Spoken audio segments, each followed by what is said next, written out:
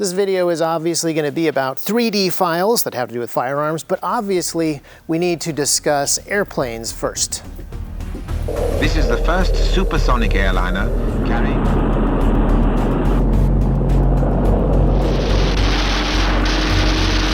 Our P-51s drop down for strafing runs.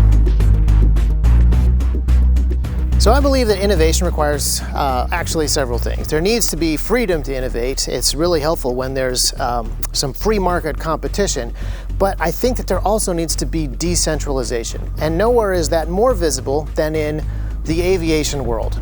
So the golden age of aviation is obviously the 1930s, when you had dirigibles and Howard Hughes inventing the Cirrus X3 and stuff like that. But innovation really gets moving during the 1940s. And admittedly, most of that is driven by the war effort. And there is some level of centralization of that effort thanks to the War Department. But the War Department is ordering airplanes from many small, private, free market American plane companies. And those plane companies build hundreds of airplanes, not just individual airplanes, but hundreds of types of airplanes for the Army Air Corps and also for the US Navy.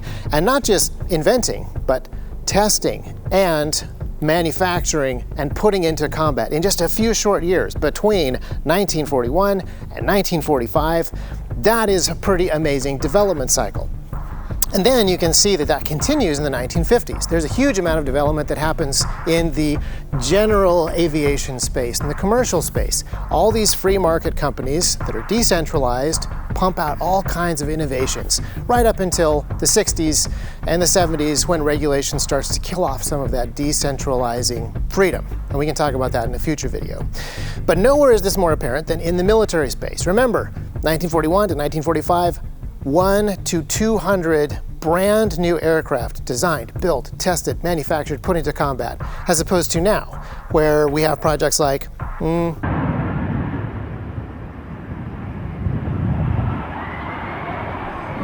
F-35, which it took them about 20 years to deliver the first airplane, and by the time they wrap that project up, it will probably have cost about $1 trillion.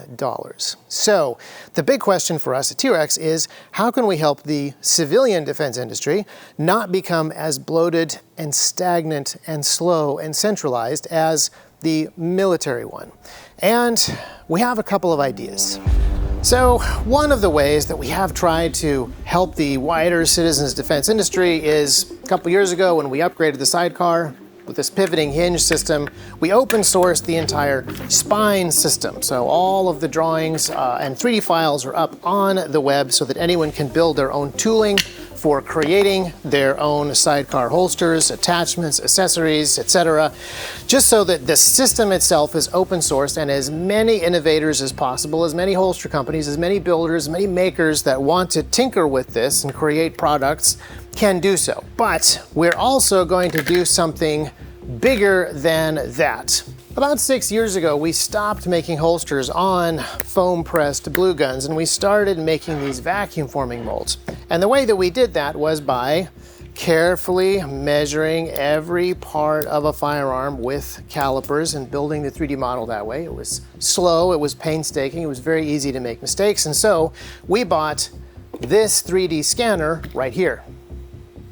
This 3D scanner right here gives us a super accurate point cloud of the model. Just tons and tons of different measuring points that we can use to get not just the width of the slide, the height of the rail, but all of the complicated shapes going around there. And we started to tell people about this process. We published videos saying which scanner we're using and why, because we wanted to, once we proved that it worked, let other people in the industry use some of our tools so they could improve their quality as well. And over the last 4 or 5 years, we have scanned hundreds of guns and lights. And today we're making that entire collection of 3D objects available to, well, whoever. I'm not actually sure who this data will be good for. Obviously, it's good for holster makers. Anybody that is building thermoforming molds for holsters is going to find data on all of these different firearms very useful to do the reverse engineering to make the thing. But I think it'll probably be useful to other people as well. Anyone who is wanting to know the exact dimensions of the Gen 5 Glock 21 versus the Gen 4 Glock 21 now has some scans. And unfortunately, the scans are not perfect. Since we're holster makers, we only care about this part of the gun right here. The scans are not going to be 100% perfect, watertight, absolutely magical, but you are going to have all of our raw data that we have used to build all of our holster molds. Now, this is something that perhaps is going to be a little bit sensitive on YouTube. It's not data that's going to be used to create firearms themselves. These are only the measurements of existing firearms that are out there. And you will now have the exact shapes and sizes and things like that to work with. As you come up with ideas for virtual reality, video games, artistic representations, holsters, other types of equipment, or even if you just want to, again, know the difference between an X300 Surefire flashlight and an X400 Surefire flashlight and put those two models together to see exactly how they differ before you decide which one you're going to buy. That data is now available to you, and hopefully that larger citizen defense industry is able to use this data to do more stuff. So between the 3D models and also some of these technical drawings and other files, hopefully this is something that is interesting and useful for folks doing different projects, either sidecar projects like the spine system itself, or say an extender if you would like your parts to be a little bit further apart for easier access and faster draws. Sidecar extender, akimbo adapter, so that you can, carry two guns at once. All these files are available, and most of those files are ready for actual production. And it's not something that's going to require a huge factory. They actually turn out pretty well on these 3D printers. So as we were developing the sidecar, we got really good results on the Ender 3 and PLA Plus filament. Surprisingly sturdy stuff, and we printed dozens and dozens and dozens of revisions of different ways of attaching things to the holsters so that you can carry whatever you want, and a bunch of those files are up there too, so you can continue to tinker.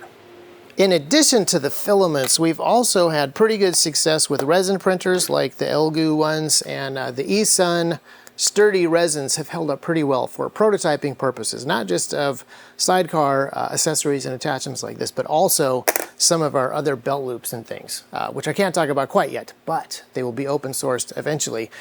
And you may have some of these printers already, because this is like $100 to $200. This is $200 to $300. The other thing you may already own is one of those cute little desktop laser cutters. Ah, yes. These things have 1,000,001 uses, but they're especially good for cutting fabrics. So we're also open sourcing some of our nylon stuff. You head to our website, you will see patterns and prints for, well, right now it's the chem light holder, which is surprisingly useful, but if you're getting started with cutting and sewing and textiles and stuff like that, this is probably a really simple, easy, useful start and a thing that you could experiment and customize with. And we're going to be open sourcing more of the nylon, but to be honest, I don't know exactly what that looks like. So we're going to rely on you guys to tell us what sort of patterns you need, what sort of sewing ability you have, what sort of, just everyday equipment you already have in your house that you can use for production, and we'll help you out with whatever files we can.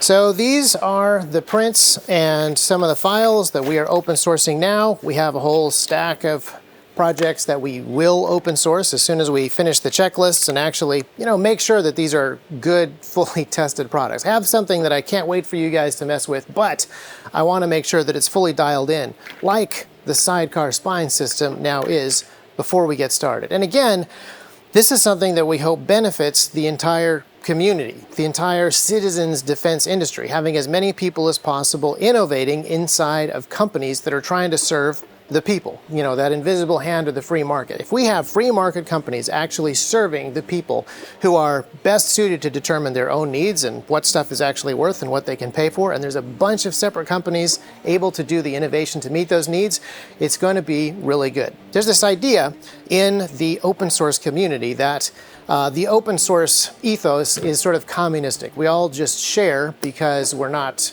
actually wanting a society that is based around money and income and people purchasing things. But I think open source actually serves that free market system much better than a socialistic system. So we're going to continue to make products open source for the wider industry, and we're going to make our 3D scans available. I think that is the one that I'm most interested in. There's going to be hundreds of files, so many gigabytes. It's going to be a huge pain to upload all our raw data, and I'm really curious to hear from you guys what you actually do with it. I'm not going to tell you in this video where that's going to be hosted because YouTube probably doesn't like that, but if you go to our website, you will find all the links to all the files, to the entire library, and everything else that we're going to bring in the future. So check it out, but also keep us posted. I'm really curious to know what you guys actually do with these parts, what cool stuff you cook up, what you actually end up sewing, and what you would like to sew in the future. Whether you're doing this as an individual maker, or whether you're starting a business, something that can employ folks and grow and serve people's needs better. That would be super exciting, and it's what we're hoping for.